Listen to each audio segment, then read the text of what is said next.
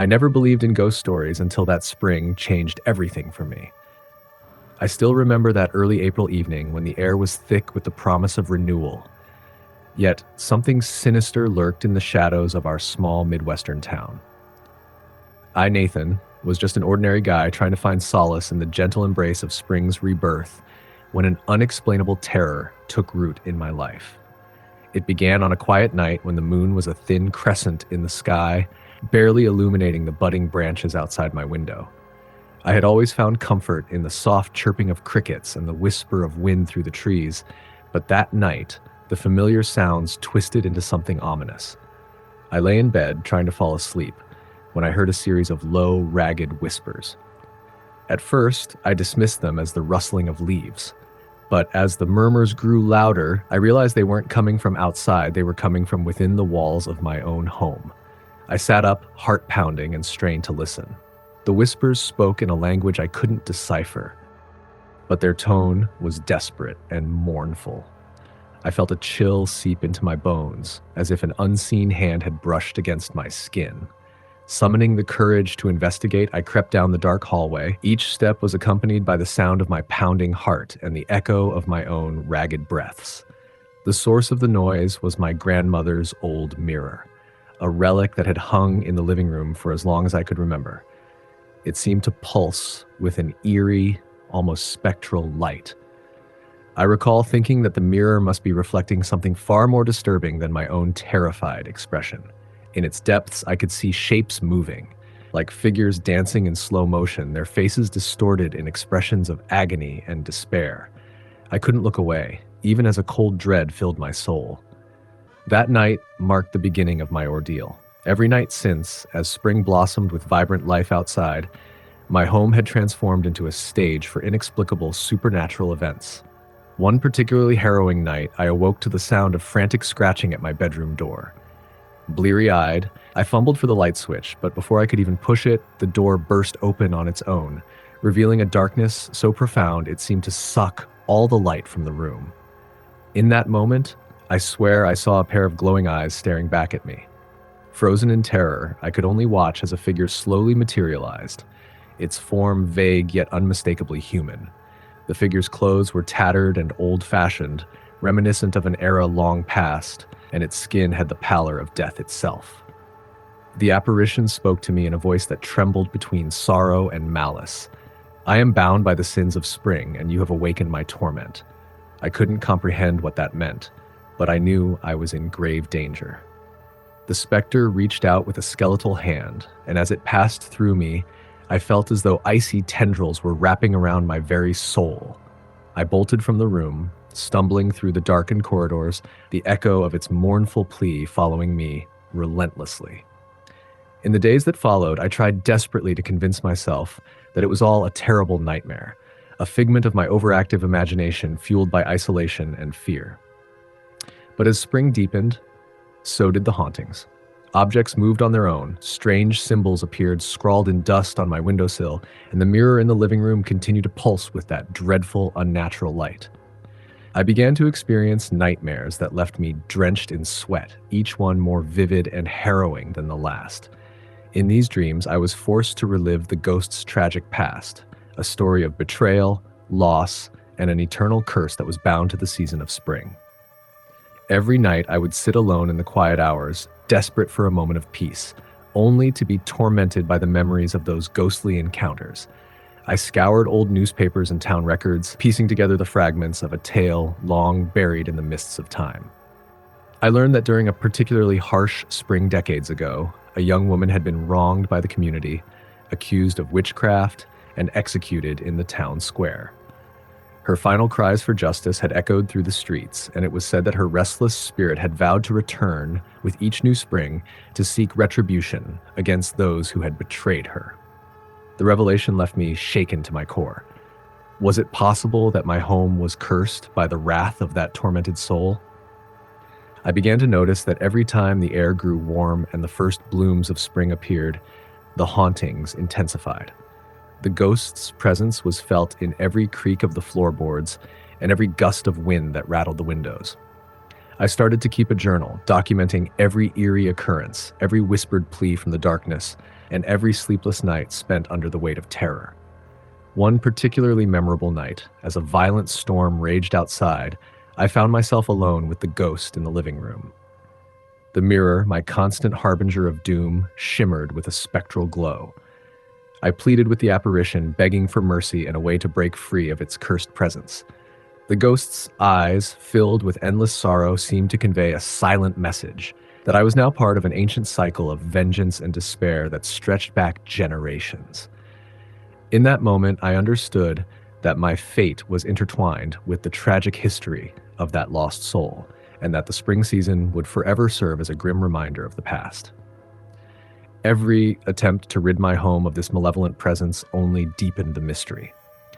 Friends and neighbors, though sympathetic, dismissed my claims as the ramblings of a frightened man haunted by his own guilt. But the terror was all too real for me. I spent countless nights barricaded in my room, the relentless sounds of whispering and scratching filling the silence.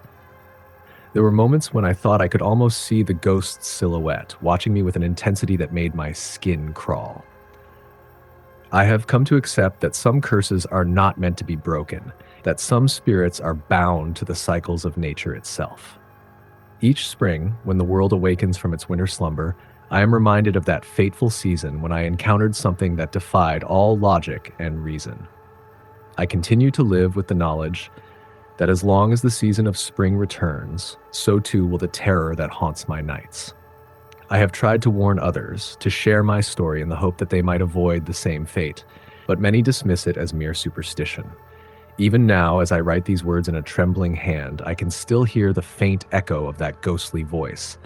It is a reminder that the past is never truly gone, and that sometimes the most beautiful season can hide the darkest secrets. I hope that by sharing my experience, you will understand that some stories are not simply tales meant to entertain, but warnings from beyond, whispered through the winds of spring. Next story. I never imagined that a simple visit to a forgotten relic of my hometown would shatter every notion I had about reality. I'm Marcus, and this is the story of the night I encountered a ghost whose sorrowful cries still haunt my dreams. It all began when I returned to Briarwood, a small town tucked away in the hills of Northern California, seeking solace after years away. I had heard whispers of the abandoned Rialto Theater, a grand relic of the Roaring Twenties and its mysterious past. I was drawn to it like a moth to a flame, oblivious to the terror that awaited me. The Rialto Theater had been shuttered for decades, its marquee dark and its once gleaming facade now a tapestry of peeling paint and creeping ivy. Locals claimed it was cursed, a place where echoes of past glories mingled with unspeakable sorrow. I dismissed these stories as mere superstition. After all, I was a rational man, a historian with a penchant for uncovering the truth behind forgotten structures. Armed with my notebook, camera, and an insatiable curiosity, I set out on a cool autumn evening when the wind carried the faint, mournful strains of what sounded like a piano playing a long-lost melody. As I approached the building, the ornate double doors stood ajar, as if inviting me in. My heart pounded, but I pressed forward, determined to document every detail. Inside, the theater was a cavern of shadows and dust. The grand chandelier hung precariously above a stage now empty of life, and rows of velvet seats were draped in layers of grime and decay. I felt the weight of history in every echoing footstep. It wasn't long before the silence was broken by an unexpected sound, a soft, distant humming coming from the direction of the stage. I edged closer, the beam of my flashlight trembling as I moved through the darkness. There, on the stage, stood a solitary figure draped in a faded costume reminiscent of a bygone era. The figure's face was obscured by shadows, and its head was tilted as if in mid-performance. I called out, "Hello? Is someone there?" But the only response was the continuing hum, growing more anguished by the second. A sudden chill filled the air. The temperature plummeted, and my breath became visible in the icy darkness. I took a step forward, my instincts warring with my desire for proof. The figure began to sway slowly, its movements strangely graceful and laced with sorrow. Then, as if realizing I was watching, it slowly turned to face me. In that moment, I saw a flash of pale skin, hollow eyes brimming with despair, and a smile twisted by regret. The apparition spoke in a voice that was both musical and mournful. I was once the star of this stage, but my light was stolen by betrayal, and now I remain bound to this forsaken place. I stood frozen, my rational mind struggling to reconcile the supernatural reality before me. The ghost's eyes pleaded for remembrance, for justice, and for release from an eternal performance. "Who are you?" I managed to whisper. The spirit's gaze softened, and it replied, "I am Eleanor, once beloved by many, but betrayed by the man I loved. His greed and cruelty led to my downfall, and now I am doomed to haunt these halls until my name is cleared." Her voice resonated with such sorrow that it filled the space with the palpable anguish of a life lost to injustice. Over the next several hours, I listened as Eleanor recounted the tragic tale of her life. In the roaring days of the theater's heyday, she had been a celebrated actress, her performances enchanting audiences night after night. But behind the velvet curtains, she had been ensnared in a web of love and deceit. The man she trusted most, her manager and secret lover, had conspired to ruin her reputation and seize control of the theater's fortunes. His betrayal led to her public disgrace, and in a fit of scandalous outrage, the town had turned against her. On a bitter winter's night, she had been forced from the stage, her career and her life reduced to whispers and bitter memories. Eleanor's spirit was trapped, bound by the chains of regret and the unfulfilled promise of vindication. Every night, her ghost would take to the stage, performing a silent tragedy meant to stir the hearts of anyone who would listen. I could see the pain in her spectral eyes as she recited her tale, her words echoing off the dilapidated walls of the theater. I recorded every detail, my hands trembling as I scribbled notes and captured fleeting images of her ghostly form. As midnight approached, a strange phenomenon unfolded. The theater seemed to awaken from its slumber. Faint lights flickered to life along the aisles, and the distant echo of applause resonated as if a long-forgotten audience had returned. Eleanor's performance intensified. Her voice, now layered with desperate urgency, filled the hall with an energy that was both mesmerizing and terrifying.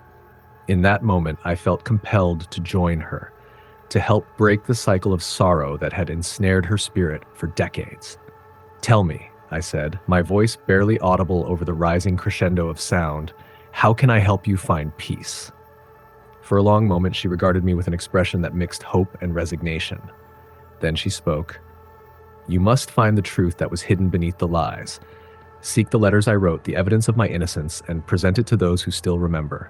Only then can my soul be released." I promised her I would. That night, as the performance ended and the lights dimmed once more, I left the theater with a newfound sense of purpose, and with a heart heavy with the burden of her tragic tale. In the days that followed, I scoured the town's archives and old newspapers.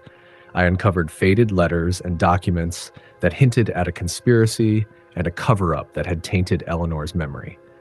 Slowly, the pieces of the puzzle came together, painting a picture of greed, deception, and a community's collective guilt.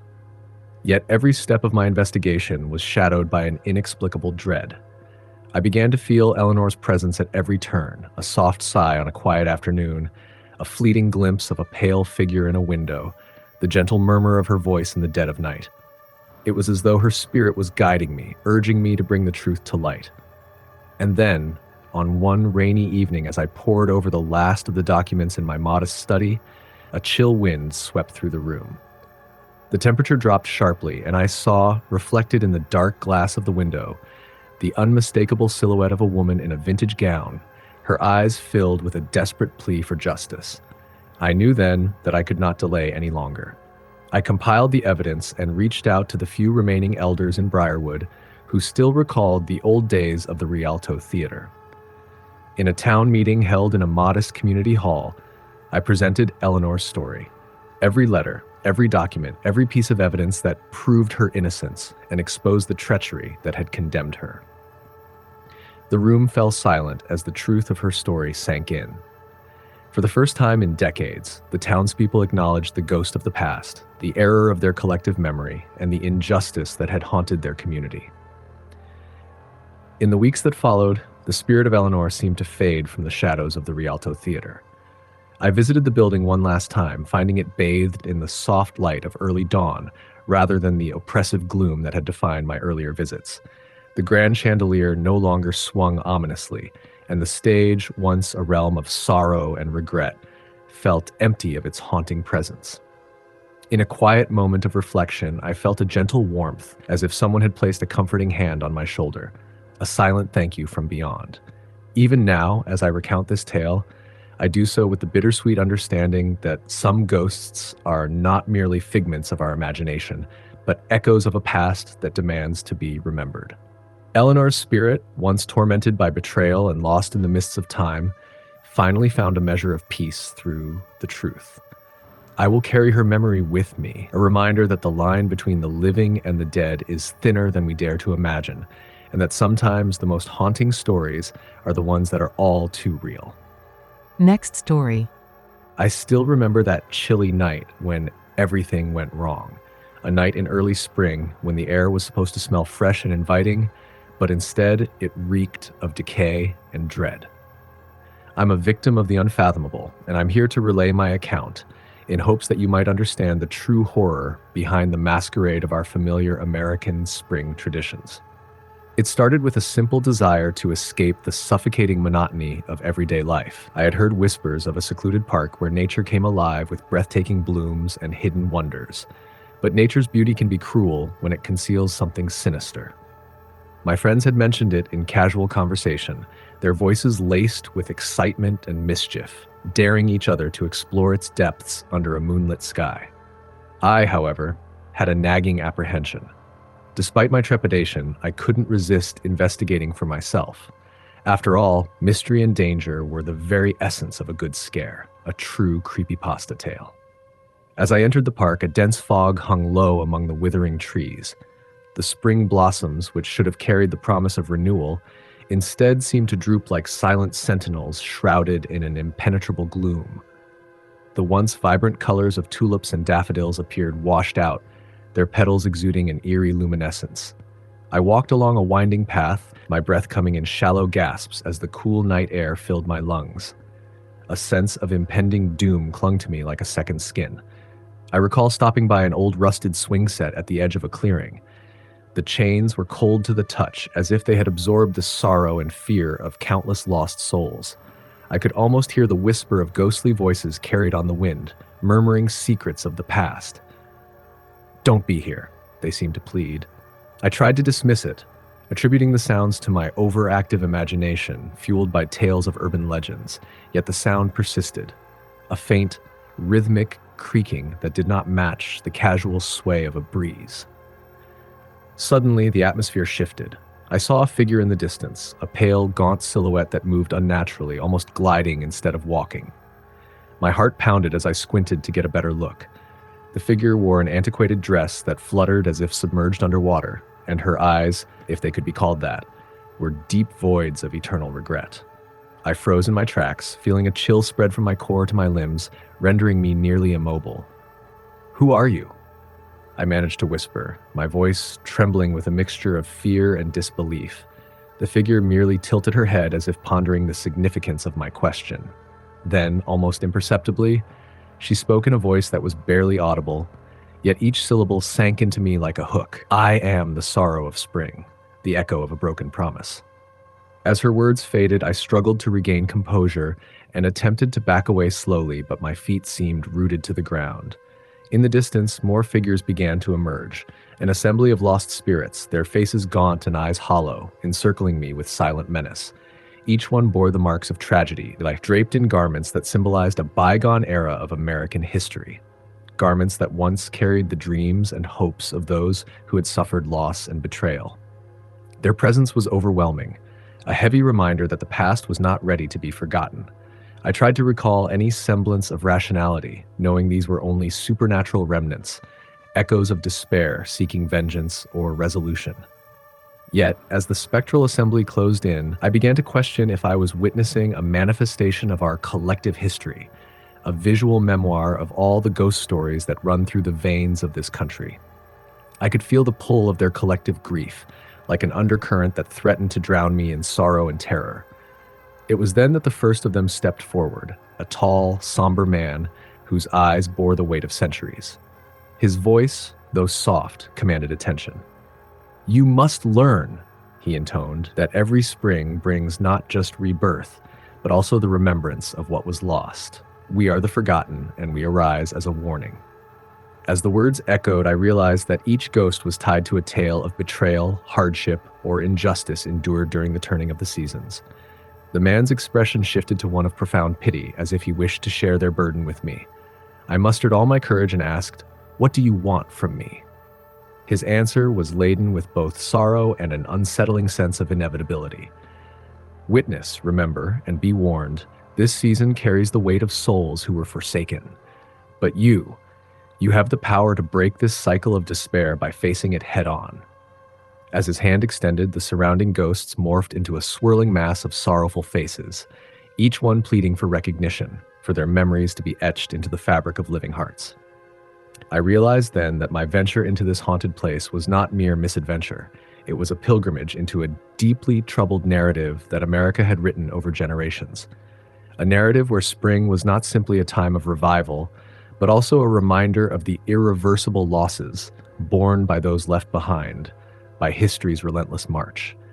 With each breath, the heavy scent of moist earth, decaying flora, and inexplicable despair mingled together to create an atmosphere that was both intoxicating and repulsive. Time seemed distorted as I observed these phantoms reliving their tragic moments. I could see glimpses of old photographs fluttering in my mind, faces filled with hope and determination, now intermingled with overwhelming grief. Every ghost had a story, each a thread in the intricate tapestry of loss and survival. I felt an overwhelming urgency to remember, to commemorate their suffering, so that their stories could be told and their voices would no longer be silenced by the passage of time. In that surreal moment, I realized that the gift and curse of spring was its relentless reminder of renewal, built on layers of old wounds. I had stepped into a realm where past atrocities mingled with the present, where every bloom was tainted with a hidden history of sorrow. The phantom woman, whose sad utterance still echoed in my ears, drifted closer. "Do not forget us," she murmured, her voice both a plea and a curse, for to forget is to allow the cycle to continue unabated. My heart ached for the spectral souls imprisoned in their relentless loop of mourning. I understood that if I failed to heed their silent warning, I too would be consumed by the same despair that had claimed so many before me.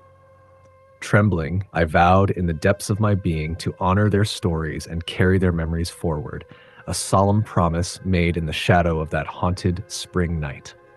As dawn began to break, the mists gradually dispersed, and the spectral figures slowly retreated into the gloom of their eternal night, leaving behind a heavy silence that weighed on my soul.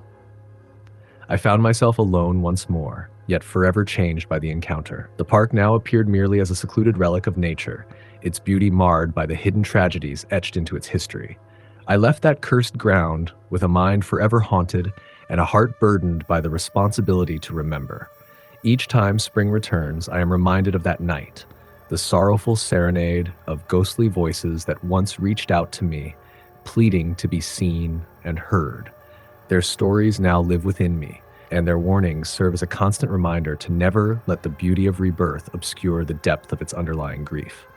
I share this tale not out of morbid fascination, but as a caution to those who might heedlessly wander into places where history and horror converge. Next story. I still remember the night I never expected to live through. A bitter, starless evening in the barren outskirts of a forgotten desert town along old Route 66. I was on a cross-country drive, desperate for a break from endless highways and routine solitude, when I stumbled upon a long-abandoned motel named the Sundown Oasis. Its faded neon sign still flickered weakly, as if summoning weary travelers into its decaying embrace. Despite an overwhelming sense of foreboding, I decided to seek refuge there, unknowingly stepping into a nightmare that would haunt me for the rest of my life. The air was arid and heavy with the scent of dust and old regrets as I parked my car near the cracked concrete lot. The motel's structure loomed ahead, its once bright facade now shrouded in layers of peeling paint and shadows. A single broken window in the lobby offered a glimpse into an interior that had long surrendered to time. I remember thinking that even nature itself seemed to avoid this place, the desert winds carrying an echo of sorrow. Pushing the heavy front door open, I was greeted by a silence that was almost oppressive. Floor tiles were cracked, and the reception desk was covered in a fine film of dust. I was alone, or so I thought, until I noticed a faint, inexplicable whisper that danced just at the edge of my hearing. I tried to shake it off as the product of my imagination, the stress of endless driving. But as I fumbled to find a working phone in the lobby, that whisper grew louder, resonating like a half-remembered lullaby. In one of the dim corridors leading to the back rooms, I discovered a small sign etched into the wall, its letters barely legible: "Guests are never truly alone." A chill raced down my spine as I read it. Each step I took echoed in the long, empty hall, the sound unnervingly synchronized with the beating of my heart. I had no idea that I was venturing into the realm of restless souls. I settled into one of the modest, vacant rooms, its furnishings covered with white sheets, as if they were ghosts wrapped in burial cloth. I locked the door and attempted to force my thoughts into calmness. But as I lay on the creaking bed, a series of muffled knocks began to echo from the inside of the wall.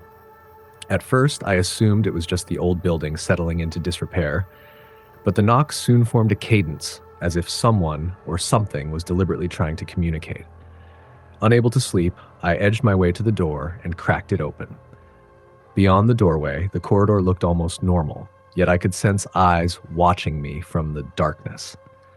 I mustered the courage to step out, drawn to the source of the mysterious sound. As I followed the rhythmic knocks, I found myself in front of an unmarked door at the end of the hall. It was an old service door that I hadn't noticed before, slightly ajar.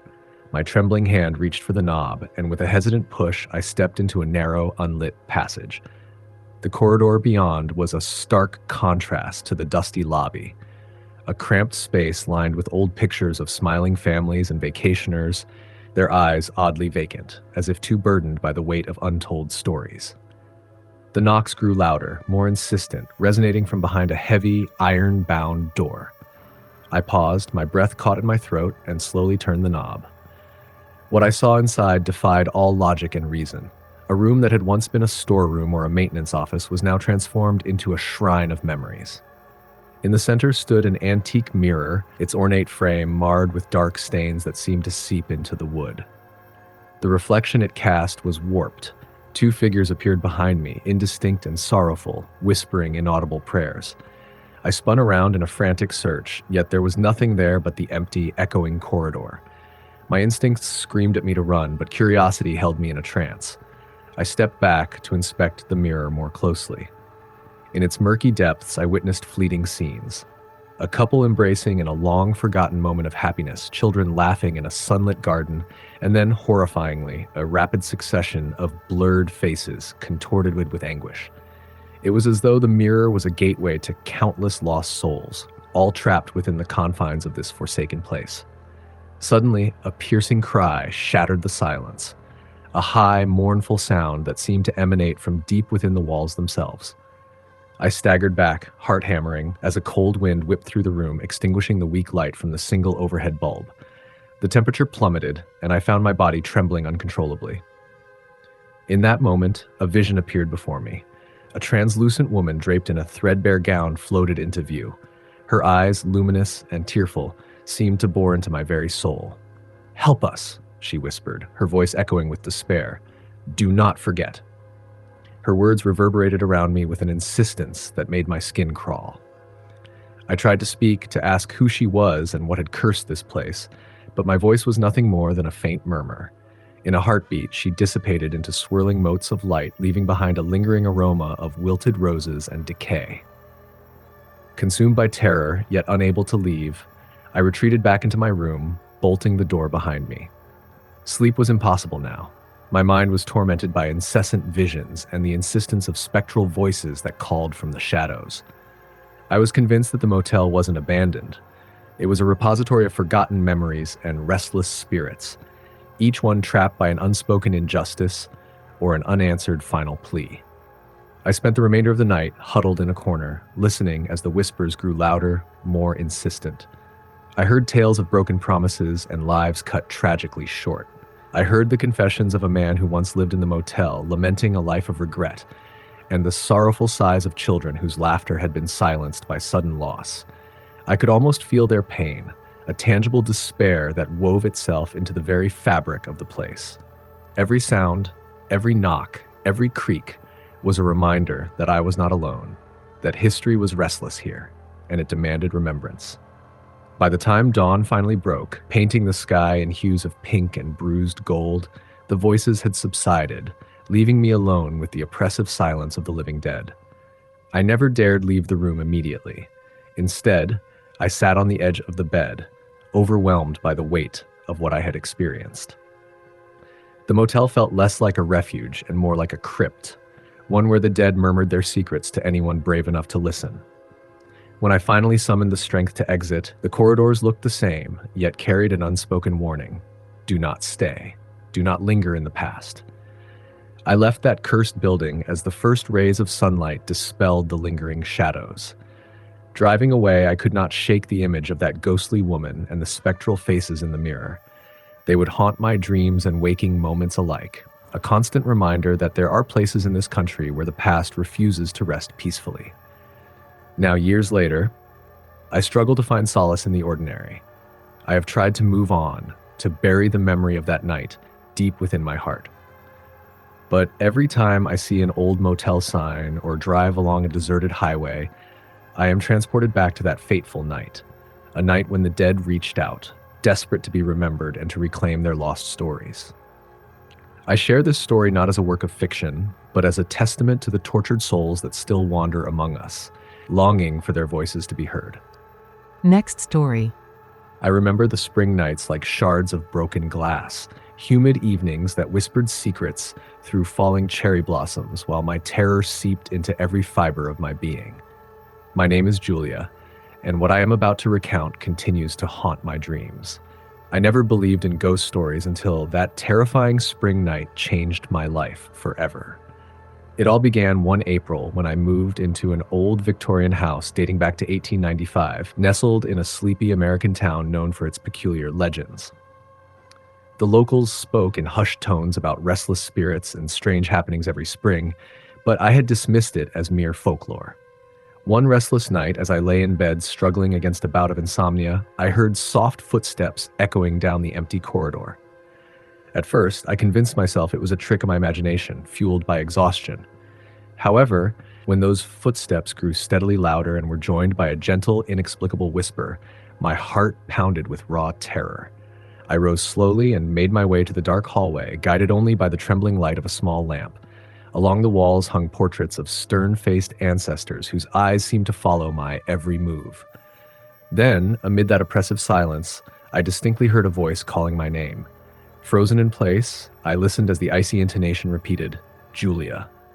Julia." It seemed as if the very wind had taken shape and was speaking directly to me. I managed to whisper, "Who's there?" But the only response was the eerie echo of my words dissolving into the darkness. As the weeks passed, the spring evenings grew into a nightmarish routine of paranormal manifestations. I began to witness shadowy figures flitting past windows and silhouettes that appeared behind heavy drapes, vanishing whenever I turned to look. One evening, while I was huddled at my desk and scribbling notes about these inexplicable events, I saw a figure, a woman clad in a long, tattered dress, standing silently at the foot of the stairs. I could discern nothing but darkness behind her, yet an overwhelming aura of sorrow radiated from her. Her eyes, empty and haunted, seemed to implore me for help, as if begging to be freed from an endless cycle of torment. In that gut-wrenching moment, I realized the spirit was trapped, doomed to relive her despair each spring. My dread reached a fever pitch one stormy night when thunder roared overhead and brilliant flashes of lightning revealed the hidden decay of the old house. Amidst the clamor, the floorboards groaned as if under the weight of an unseen presence. The temperature plummeted so swiftly that I felt a cold, clammy hand graze my neck. In a trembling voice, I demanded, "Why are you here? What do you want?" For an agonizing moment, the ghost materialized, a flickering apparition, distorted by the relentless lightning. In her brief, pained gaze, I saw the reflection of a long-forgotten tragedy. She was a young woman whose life had been cruelly stolen away. Determined to unearth the truth, I immersed myself in the dusty annals of the house's history. Late one sleepless night, poring over brittle newspapers and yellow documents in the attic, I discovered a heart-rending tale. The ghost, whom I later learned was named Evelyn, had been a young woman in love with a man called away by the Civil War. Her lover's tragic death in battle left her inconsolable, and in the wake of that overwhelming grief, she had taken her own life. Her spirit, it seemed, was condemned to wander each spring, tormented by the cyclic remembrance of her irreversible loss. Determined to reach out to Evelyn, I gathered every scrap of her tragic story and began to speak it aloud. I lit a solitary candle and placed it by my window as a beacon of hope for her troubled soul. I recited her tale in a soft, almost hypnotic cadence, each word an offering meant to ease her relentless torment. For a fleeting moment, the atmosphere in the room shimmered with a peculiar warmth, as if Evelyn's spirit had wavered on the brink of release. But just as quickly, the temperature dropped again, and in the flickering candlelight, a shadow passed by the window, a sorrowful reminder that her pain was far from over. Over the next week, I remained ever vigilant, haunted by the constant presence of that spectral figure. Every night, as the vibrant blossoms of spring slowly yielded to the approaching warmth of summer, Evelyn grew bolder. I began to record each encounter with a voice so shaky it betrayed my fear. I recalled one particular evening when I sat alone in the parlor, absorbed in the fragile pages of an old diary, only to witness its pages turning by themselves. Amid the rustling of paper, I heard the faint lament, "I can't leave," a whisper that shattered my heart. Tears streamed down my face as the weight of that eternal sorrow overwhelmed me. In a final desperate bid for both closure and salvation, I decided to confront the presence that had invaded my life. Seated alone in the dim glow of candlelight, I addressed the ghost directly, my voice filled with a mixture of pleading and compassion. "Evelyn," I said, "I understand your pain. I know your story, and I see how deeply sorrow has chained you here. Please let go of this anguish and allow yourself to find peace." For a long, agonizing moment, the room was mute, a charged silence that vibrated with unspoken grief. Then, as if the shroud of despair began to lift, a fragile, tearful smile graced her spectral face. In a soft, distorted whisper, she murmured, "I wish it were that simple." In that murmur, laden with ancient sorrow, I sensed the lingering curse of a love lost and a spirit forever ensnared in time. Though the intensity of my hauntings diminished over subsequent springs, the scars of that relentless terror have never faded. The memory of those ghostly nights, with their creeping dread and subtle reminders of a past steeped in heartache, still haunts me. I have come to understand that some spirits are irrevocably tethered to their pain, a pain as palpable as the chill in a spring breeze and as enduring as the passage of time. Now, each spring, when the air stirs with the scent of blooming flowers and the night hums with whispered laments, I feel Evelyn's presence near me, a spectral echo of an unfathomable love and relentless sorrow. I share this confession not for the thrill of fear, but as a testament to the deep connection between mortal grief and the eternal woe of lost souls. My nights have grown quieter over the years, replaced by introspection and a somber acceptance of life's impermanence. Yet every time a soft whisper caresses the darkness or a chill winds its way through my room, I am reminded of that fateful spring, the night when grief and ghostly lament collided in a terrifying dance that reshaped my existence. Even now, as I sit by my window on a cool spring evening, the memory of Evelyn's desperate eyes and the lingering sadness of her spirit remain an indelible part of who I am. I have learned that sometimes the most terrifying ghosts are not those that are bound by malice, but those that are shackled by the unyielding bonds of lost love and sorrow. And so with each passing spring, I honor that memory and the lessons it has painfully taught me about love, loss, and the strange, unbreakable ties between the living and the dead. Next story. I still remember the chill of that October night like a lingering nightmare. My name is Marcus, and I never believed in ghost stories until an unspeakable encounter shattered every ounce of certainty I possessed about the world. It was a crisp autumn evening when I took on the task of repairing an abandoned railway station on the outskirts of a small Midwestern town. The locals whispered that the place was cursed, that it bore witness to tragedies long past, but I, ever the skeptic, dismissed such tales as superstition. The station, once bustling with the clamor of departing trains and hopeful farewells, now stood silent and forlorn amidst overgrown weeds and time-worn bricks. As I stepped through its rusted iron gate, the wind carried with it a mournful sigh. The building's skeletal structure was illuminated intermittently by the weak beam of my flashlight, exposing peeling paint and shattered windows that told stories of neglect. I set up my tools and began the labor of restoration, oblivious to the spectral watchfulness that had taken residence within these decaying walls. Late into the night, as I hammered away at a stubborn board near the platform, I first felt it, a sudden, inexplicable drop in temperature that made my breath visible in the icy air. I paused, listening to the eerie silence that followed the clamor of my tools. That's when I heard it, a faint, fragmented sound like the rasp of a voice carried on the wind, whispering my name from somewhere deep inside the station. I froze, my heartbeat thundering in my ears, and strained to make out the disembodied utterance, but it was swallowed almost instantly by the oppressive quiet. The following days unfolded with a growing sense of dread. I began to notice peculiar signs. Items I had put in order would inexplicably move, and I found footprints in the dust that I couldn't account for. One evening, while reviewing my notes in the cramped main hall, I stumbled upon an old ledger tucked behind a fallen beam. Its pages were yellowed and brittle, filled with dated handwritten entries that revealed the station's grim history. It detailed the accounts of workers and passengers alike, many of whom vanished without a trace. One recurring name mentioned repeatedly was Anna, a young woman who had been reported missing decades ago. The ledger hinted at a tragic accident on the very platform where I now worked, suggesting that her spirit might never have left. Compelled by morbid curiosity and an unshakable sense of responsibility, I delved deeper into the station's past. Every piece of evidence, every faded photograph in a forgotten drawer, painted a portrait of despair and abandonment.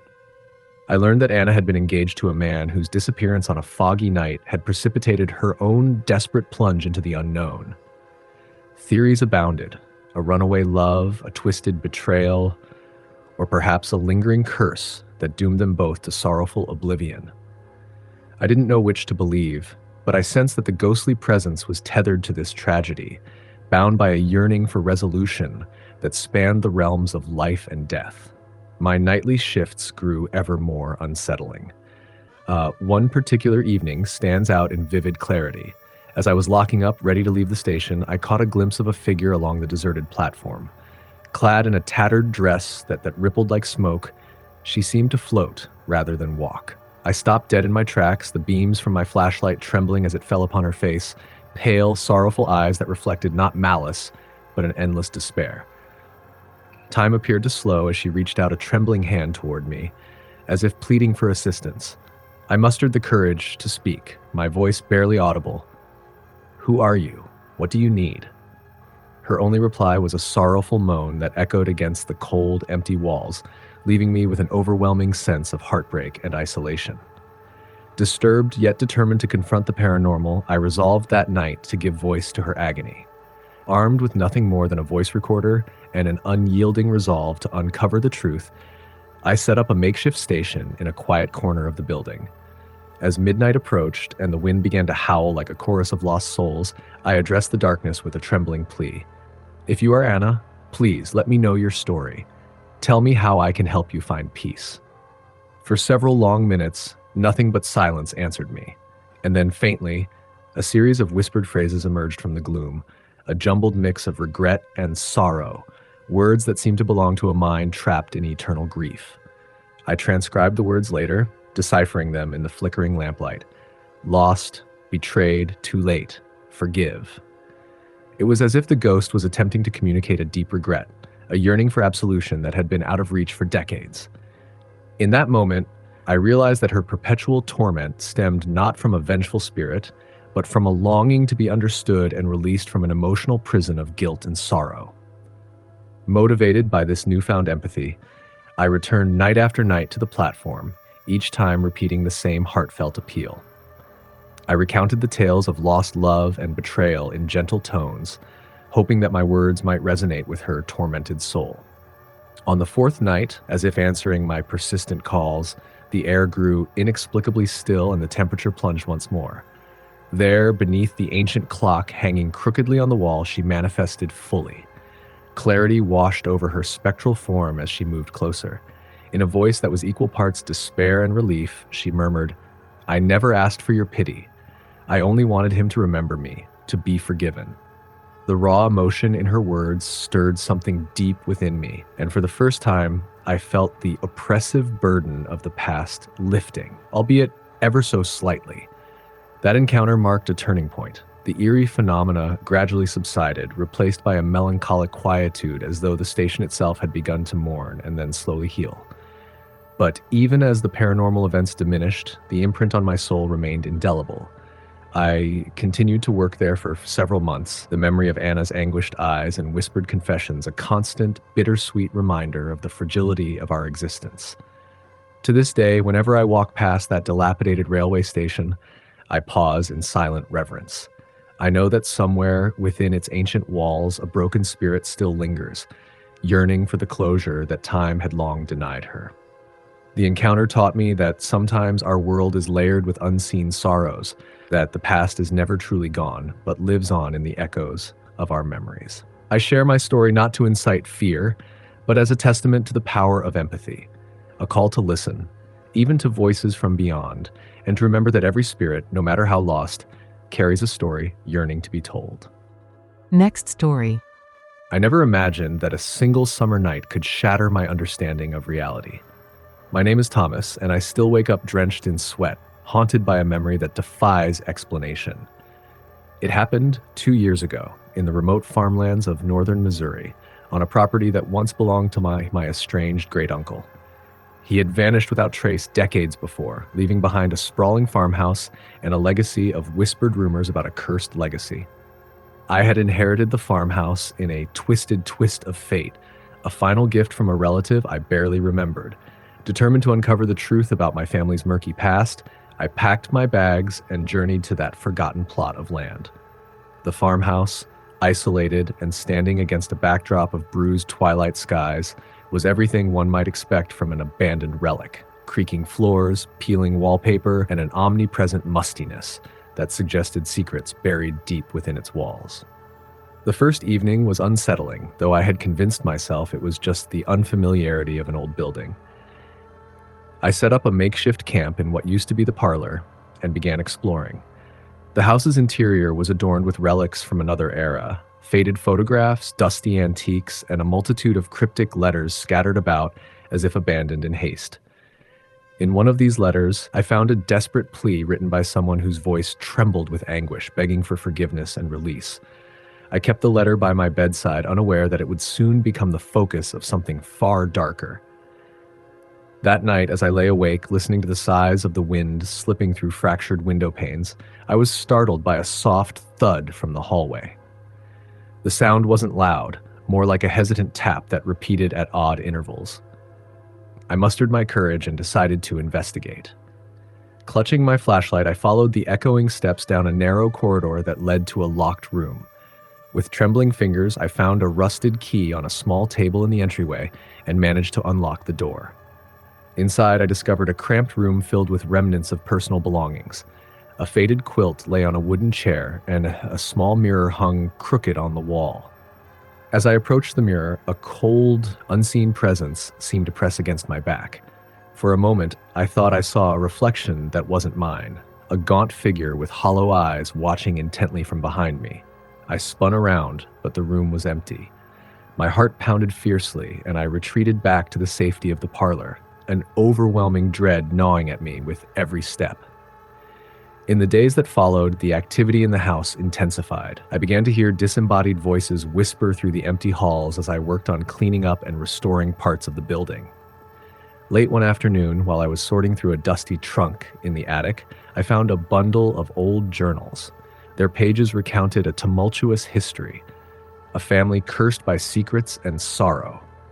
One journal, in particular, belonged to a woman named Eleanor, who revealed how the house had once been the stage for forbidden liaisons and bitter betrayals. Her final entries spoke of an unbearable guilt, pleading for someone to break the unholy circle of revenge that had doomed their souls. That evening, determined to piece together the puzzle, I gathered all I could find and sat in the parlor with a lantern flickering in my hand. I read Eleanor's words aloud, hoping that speaking her pain might offer solace to the restless energies within the walls. As my voice filled the silent room, I could almost swear the temperature dropped sharply, each syllable echoing with the weight of despair. The atmosphere grew thick, and I felt a presence move behind me, a gentle yet insistent tapping against my shoulder. I turned and for a split second saw a pale hand slip away into the shadowed recesses of the room. Over the following week, the encounters became harder to dismiss as mere tricks of the imagination. At night, while recording my experiences with a hastily set up audio device, I captured faint murmurs that seemed to beg for help, a litany of sorrowful words that repeated with an intensity that chilled me to the bone. I began to feel a cycle of despair, as if the spirit was drawing me into its tragic orbit, urging me to solve a mystery that was never meant to be unraveled. My most vivid encounter occurred on a stormy night. The rain hammered against the broken windows, and the house groaned under the force of the wind. I sat at the dining table, studying a map of the property that I had spread before me, determined to understand its layout, when the lights flickered out, plunging me into darkness. The sudden silence was pierced by the creaking of the floorboards and a lingering sigh that seemed to seep from every wall. I could feel a presence circling my feet, and in that unsettling moment, the lantern's flicker caught the silhouette of a woman standing at the far end of the table. Her dress was anachronistic, floating as if in water, and her eyes held a desperate plea. "Help me! Free me!" she whispered, her voice a brittle echo against the storm. I blinked and she was gone, leaving behind only the lingering aroma of lavender and decay. I spent those next hours in a haze of terror and compassion. I searched every corner, every dark crevice of the house, calling softly for the spirit, for Eleanor, for anyone who might be trapped by a curse of bygone misdeeds.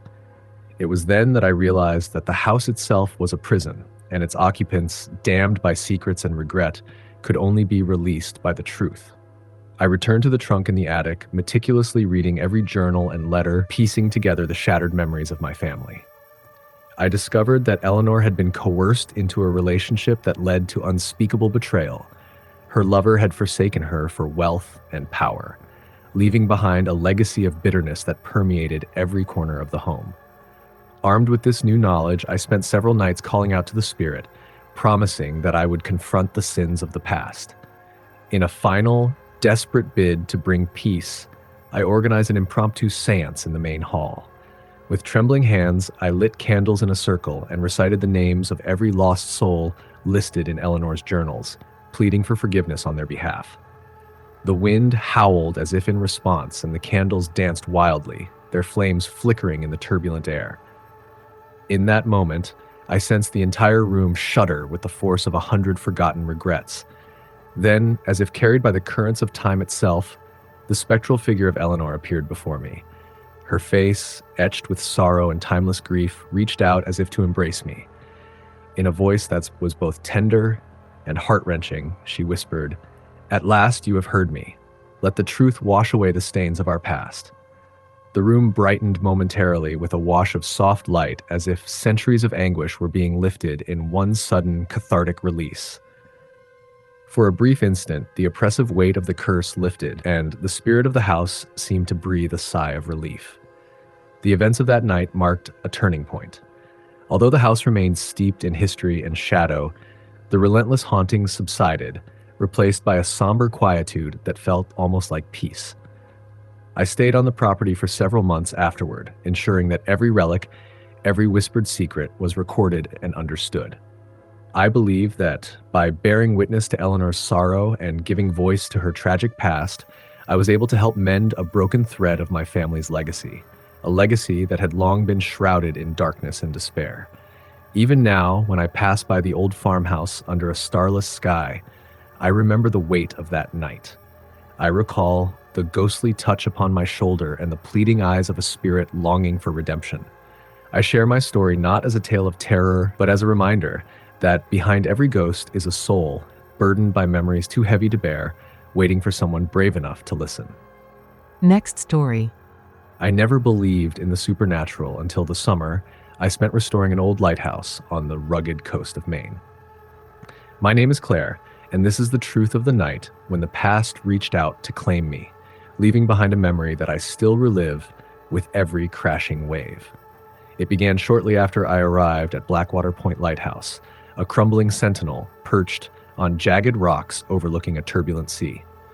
The lighthouse had been decommissioned decades ago, its light extinguished along with the memories of a bygone era.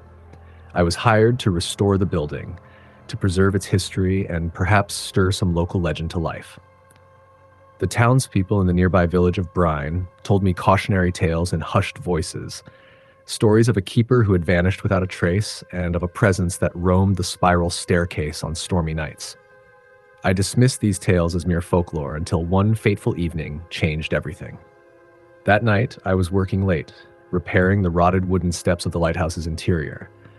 The wind howled outside and rain lashed against the narrow windows, turning the beam of my lantern into a trembling circle of light. I paused to catch my breath and to listen to the relentless rhythm of the ocean crashing against the rocks below. Amid the symphony of nature, a peculiar sound caught my attention, a faint, rhythmic tapping echoing from the upper levels, off as if someone or something was pacing back and forth. With my heart pounding, I ascended the winding staircase, each step creaking under my weight. The sound grew louder, more deliberate, as though it were a deliberate signal meant only for me. At the top, I found myself in the lantern room, a vast chamber filled with dust and relics of the past. The large glass panes, smeared by salt and time, offered a glimpse of the storm's fury outside. And there, in the far corner, I noticed an antique desk with a leather-bound journal resting on top. Its pages were yellowed and brittle, yet a single entry written in a hurried scrawl caught my eye. The journal recounted the anguish of Captain Elias Hawthorne, the lighthouse keeper who had vanished one stormy night many years ago. He wrote of an overwhelming presence that would whisper to him from the darkness, of an entity that had haunted his every waking moment until he could bear it no longer. His final entry ended abruptly with a scrawl that read, "It is here. It is coming." A chill raced down my spine as I clutched the journal, wondering if the echoes of his terror were somehow still lingering within these walls. As I contemplated the journal's grim message, the tapping resumed. This time it was accompanied by soft, indistinct murmurs that seemed to emanate from nowhere and everywhere at once. I felt a sudden, inexplicable urge to leave the room, yet curiosity rooted me to the spot.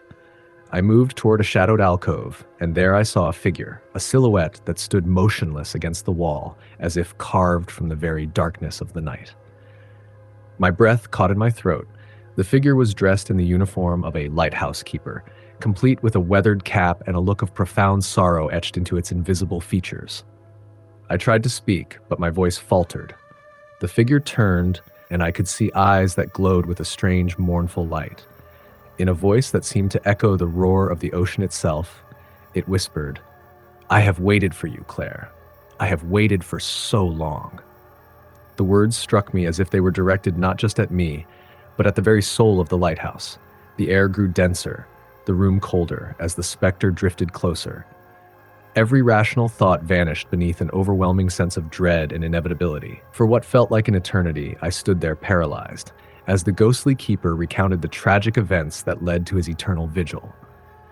Elias had been a man burdened by duty and haunted by a secret, a forbidden love that had driven his rival to murder him during a tempest, much like the one raging that night.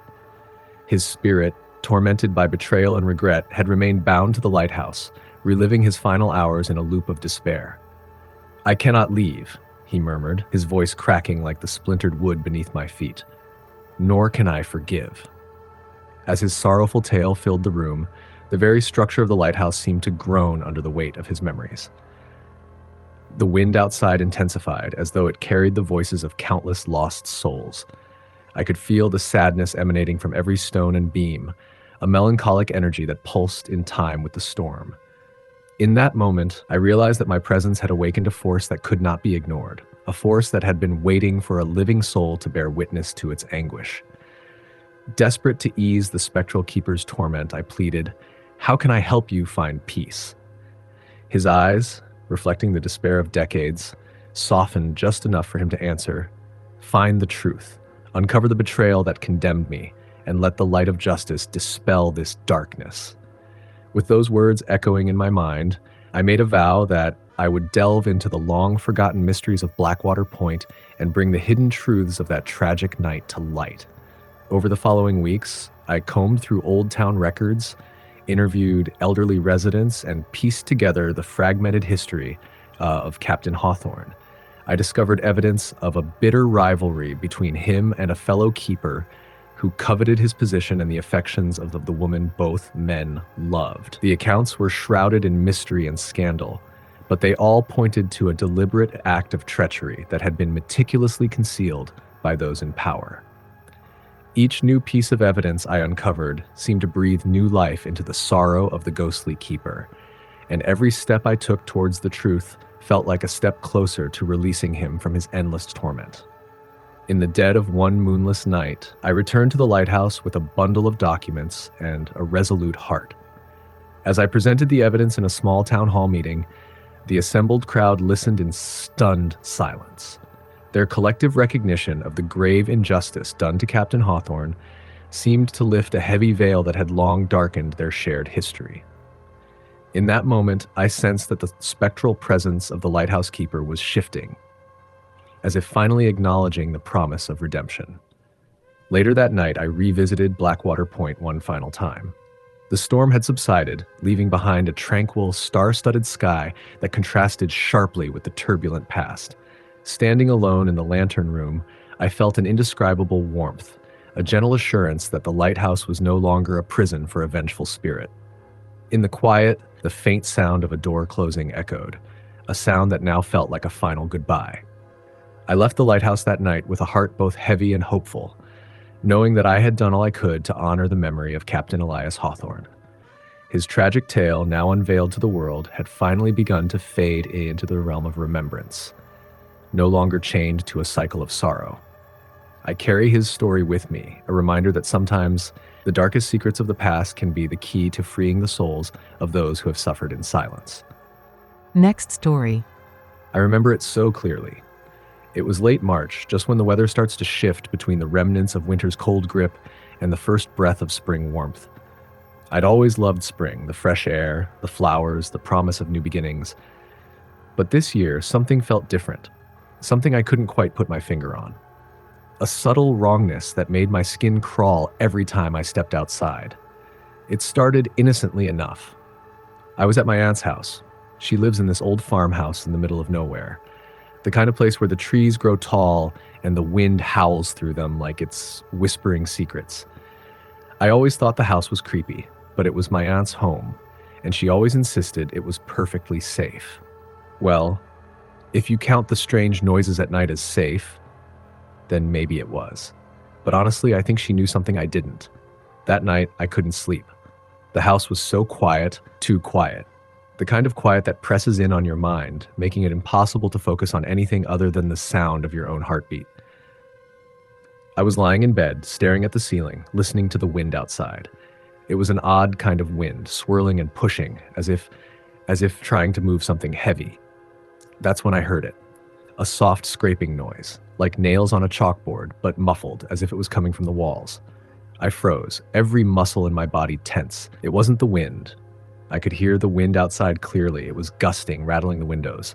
This sound was different, closer.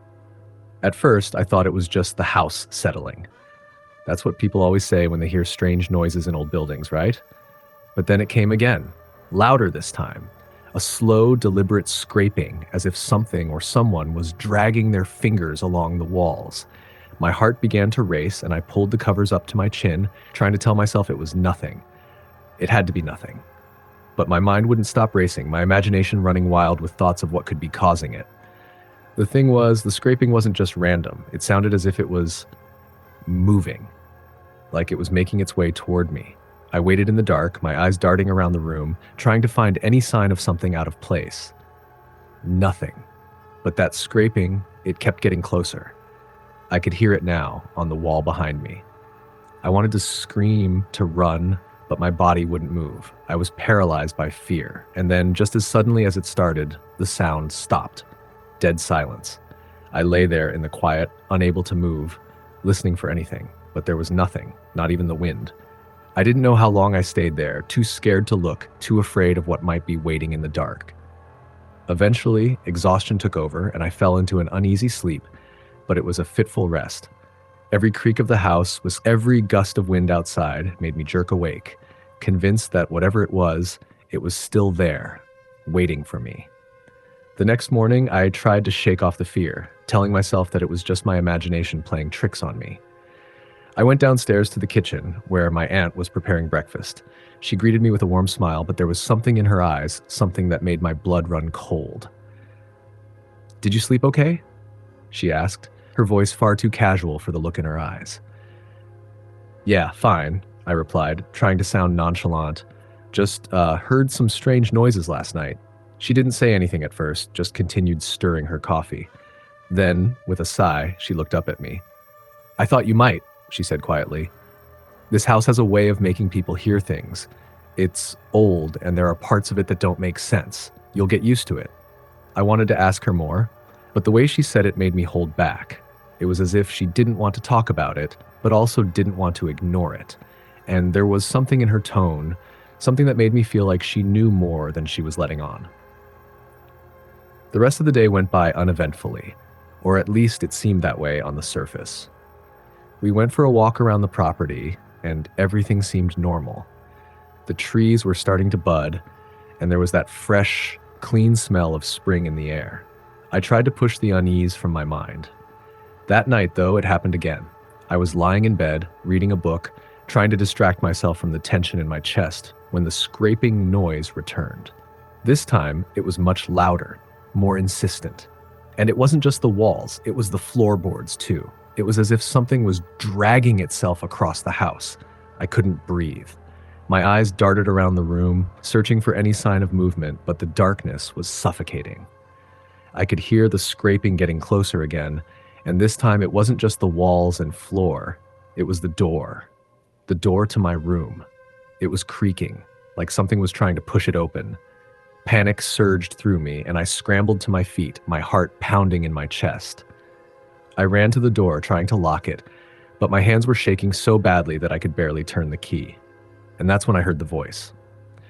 It was soft at first, like a whisper carried on the wind, but as I strained to listen, I could make out words. "Come outside." My breath caught in my throat. The voice was low and almost familiar, but I couldn't place it. It sounded like someone I should know, but I was too terrified to figure out who. I didn't want to open the door. I didn't want to give whatever it was access to me. But the voice, it was insistent. "Come outside," it repeated, a little louder this time. I backed away from the door, my heart thudding in my ears. I knew that if I opened that door, if I stepped outside, I might never come back. I didn't know what was happening, but I was sure of one thing. Whatever was trying to get to me, it wasn't just some figment of my imagination. It was real, and it was coming for me. The night stretched on forever, the sounds and whispers never ceasing. I stayed awake, unable to close my eyes, listening to the dragging, scraping noise that would not stop. I knew that by morning, something would have changed, something would be different, but I didn't know what. And then, just before dawn, I heard it again. "Come outside." This time, I didn't answer. Next story. I can still remember that eerie autumn evening as if it were yesterday. My name is Daniel, and I was once the sole caretaker of the Edgewater Lighthouse, a weathered beacon standing isolated on the jagged cliffs of northern Maine. I had taken the job seeking solitude and escape from a tumultuous past. Little did I know that this remote lighthouse held secrets that would forever haunt me. My first night at Edgewater was unusually quiet. The wind howled over the Atlantic, and the rhythmic crashing of waves against the cliffs provided a somber symphony. I spent the day settling into the modest quarters inside the lighthouse, organizing tools and familiarizing myself with the old keeper's log filled with entries dating back to the early 1900s. The log hinted at strange occurrences during storms, unexplained lights out at sea and odd murmurs in the wind, as if voices were carried on it from another time. That night, as I climbed the narrow spiral staircase to the lantern room, I couldn't shake the feeling that I was being watched. At the top, the immense glass window framed an endless sea under a swollen, cloud-heavy sky.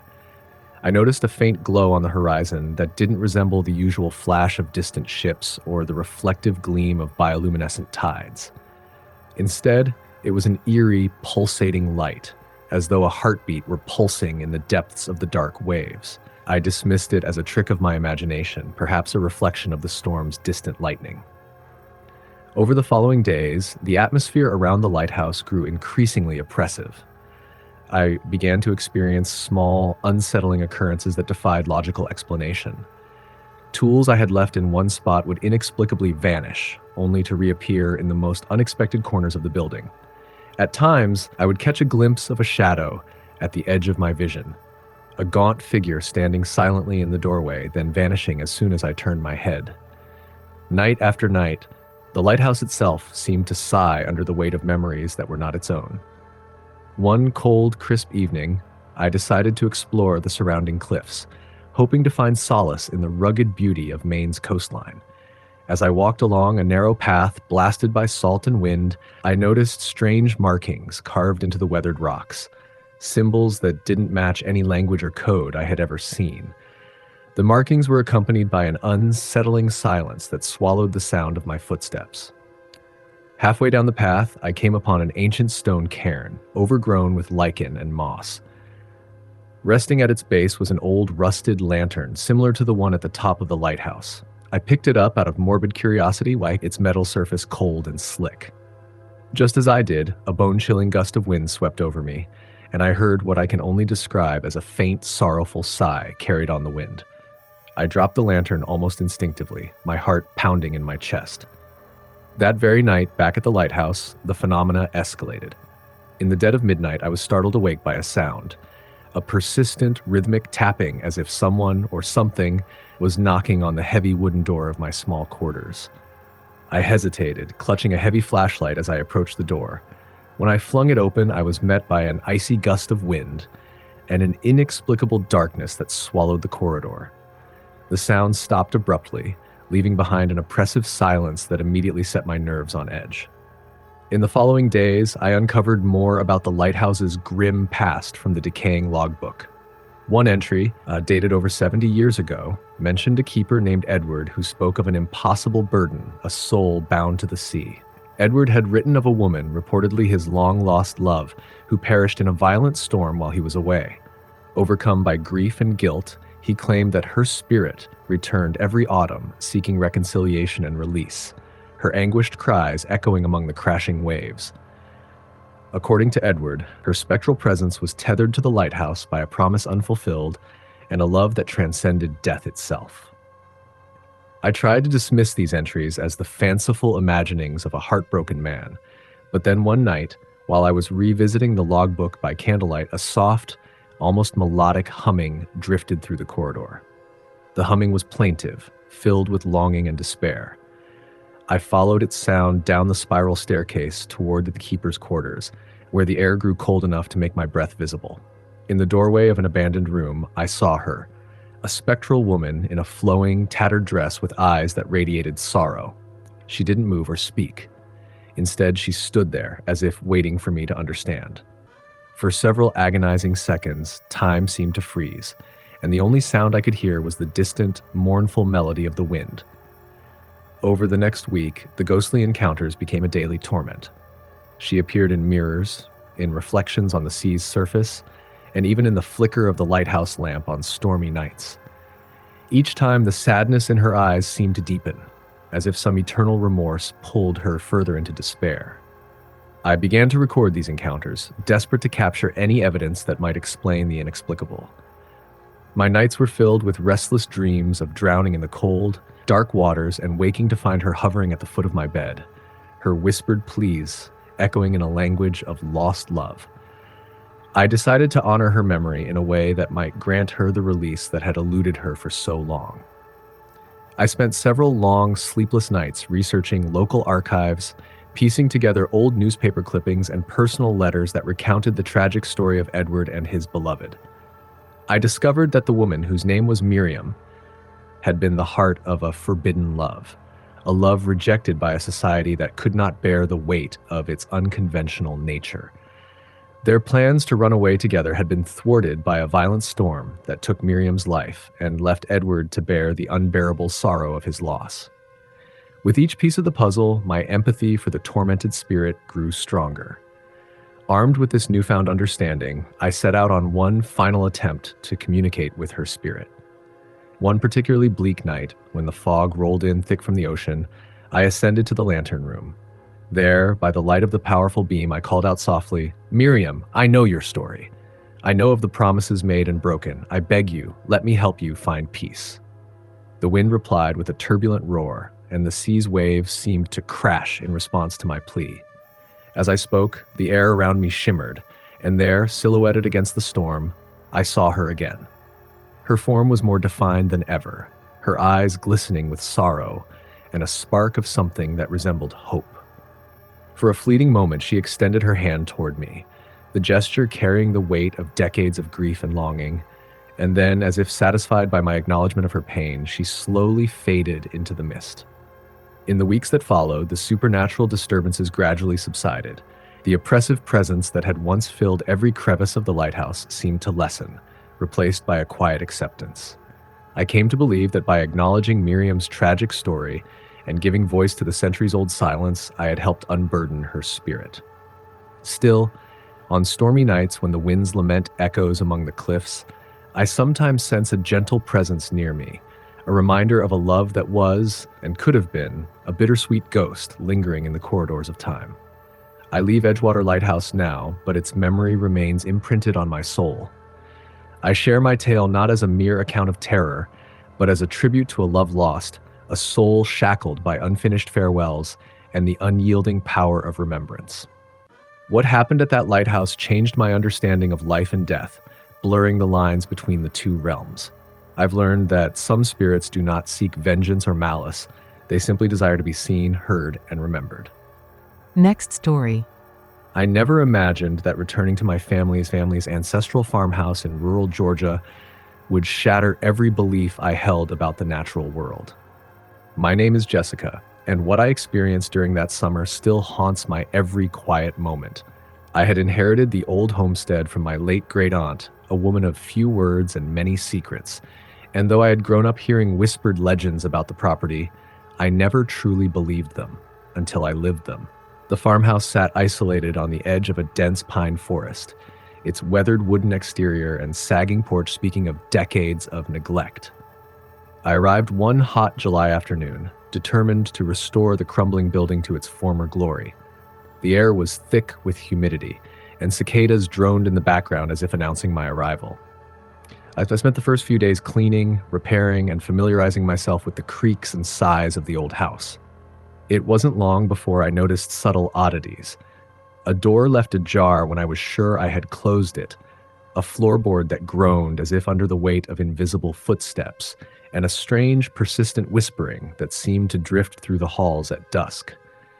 One humid evening, while I was sorting through a box of my great-aunt's belongings in the attic, I discovered a collection of yellowed letters and a faded diary bound in cracked leather. The diary belonged to a woman named Eleanor, who had lived in the house over 100 years ago. As I read, I learned of a forbidden love and a tragic betrayal that ended in a violent, untimely death. Eleanor's words painted a picture of a life filled with passion and sorrow, a romance doomed by the bitter disapproval of a family steeped in tradition and cruelty. I couldn't help but feel a deep connection to her, as if her heart had been echoing my own quiet longing for a sense of belonging. That night, as darkness swallowed the farmhouse and the relentless chorus of the forest turned into a mournful dirge, I lay in bed trying to process the diary's revelations.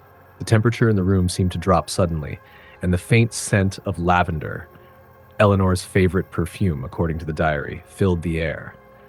I dismissed it as a trick of memory and exhaustion, but then I heard it, a soft, rhythmic tapping coming from the hallway.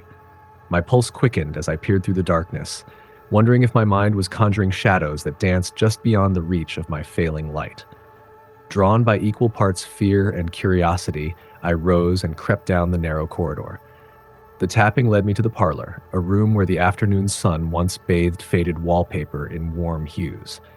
Now, under the cold glare of the moonlight streaming through a cracked window, The room felt haunted by the ghosts of the past. There, in the corner, stood a tall figure draped in a tattered dress that fluttered as if caught in an unseen breeze. The figure's back was turned, and I could barely make out the delicate features of a woman whose sorrow seemed to seep from her very being. "Who's there?" I managed to whisper, my voice trembling in the oppressive silence. The figure slowly turned to face me, and I saw eyes, pale and glistening with unshed tears, staring directly into mine. In a voice that carried both an ancient sorrow and an urgent plea, she spoke, "I have waited so long for someone to listen." For a long, heart-stopping moment, I could only stand there, frozen in shock. This spectral woman, with her ethereal presence and unmistakable air of despair, seemed to bridge the gap between the living and the dead. In that instant, I realized that the diary had not been a mere relic of a forgotten past. It was a call, a desperate cry from a soul trapped in an endless cycle of regret. Her apparition drifted closer, and as she neared, I could see the fine details of her ghostly form, a delicate lace collar, once pristine, now faded, and a look of profound longing etched into her translucent face. "My name is Eleanor," she said softly. "I was betrayed by the man I loved, and my life was stolen from me in a fury of hate and misunderstanding. This house holds my memories, my pain, and my hope for redemption." The air around me grew colder still, and I felt an overwhelming compassion mingled with dread. I asked, "How can I help you?" It was as if my very soul recognized the injustice of her eternal suffering. Eleanor's eyes, filled with centuries of sorrow, seemed to search mine before she replied, "Uncover the truth of what happened. Bring to light the secrets that have kept my story buried. Only then can my spirit be free." Over the next several days, the boundary between past and present blurred. Every creak in the wooden floors, every rustle of the wind through the pines carried echoes of Eleanor's tragic tale. I delved into the dusty archives of the local courthouse and combed through old newspaper clippings. I discovered that Eleanor had once been part of a forbidden love affair with a man from a rival family, a love that scandalized the community. When their secret was exposed, his family arranged a violent confrontation in which Eleanor was grievously wounded and left for dead in this very house. Rumors of cover-ups and hush money had silenced any official inquiry, leaving her name tarnished and her spirit to wander in eternal despair. The deeper I dug into the records, the more I began to feel Eleanor's presence with me. At night, while I pored over documents by the flickering light of an oil lamp, I could sense her standing behind me, as if urging me to continue. I began to hear her gentle hum, a lullaby of lost hope that resonated in the quiet hours before dawn. Each discovery was like a key turning in a long-forgotten lock, unlocking memories that had long been suppressed by time and prejudice. One particularly stormy night, as torrential rain battered the farmhouse and lightning illuminated the sky in brief, stark flashes, I decided to confront the full force of the house's dark history. I gathered all the evidence I had painstakingly collected and prepared to visit the local historical society, a small, antiquated building in the heart of the nearby town. I knew that presenting these truths might finally give voice to Eleanor's suffering and perhaps bring justice long overdue. The journey to the historical society was fraught with a heavy sense of inevitability, as if the very roads were guiding me to an inescapable destiny. I arrived drenched and shivering, clutching the documents close as if they were the only thing keeping my resolve intact. In a quiet meeting room, I recounted Eleanor's story to a group of skeptical yet intrigued historians. As I spoke, I could almost feel the weight of the past lifting, a collective acknowledgement of a tragedy that had long been ignored. That evening, after the meeting had ended and the truth had been set on a path to redemption, I returned to the farmhouse. The air was still, and for the first time since the haunting began, there was a fragile calm. As I sat alone in the parlor, I heard a final, soft murmur, a whispered thank you, carried on the gentle breeze that swept through the open window. The spectral figure of Eleanor appeared one last time before fading into the silence, her eyes no longer filled with despair, but with a serene acceptance. I now live with a profound respect for the unseen, forever changed by the experience that bridged two worlds. The old farmhouse no longer feels like a place of terror, but a sanctuary where the past is honored and the unquiet souls can finally rest. Though I sometimes hear the soft echo of Eleanor's lullaby in the quiet hours, it is a reminder not of terror, but of the enduring power of truth and redemption.